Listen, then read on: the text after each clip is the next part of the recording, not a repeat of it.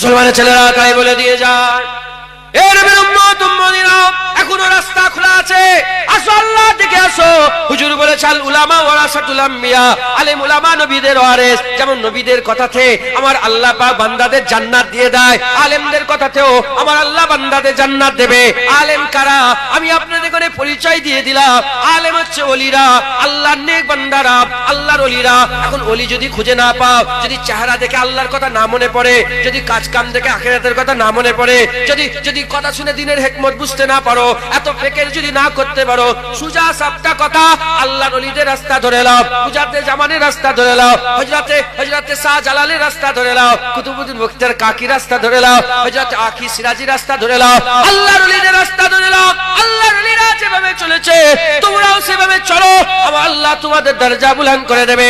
এখানে যদি কেউ দর্জি বসে থাকে, আমি জুনায়েদ দর্জি নয়। এখানে যদি কেউ কুমার বসে থাকে, মাটির কাজ করে, কুমোর বসে থাকে, আমি কুমোর নয়। এখানে যদি কেউ কামার বসে থাকে, আমি কামার নয়। এ নবীর উম্মত উম্মতিরা, যে কামার, আমি যদি তাকে ইতাআত করি, তার রাস্তা অনুযায়ী চলি, আমিও কামার হয়ে যেতে পারবো।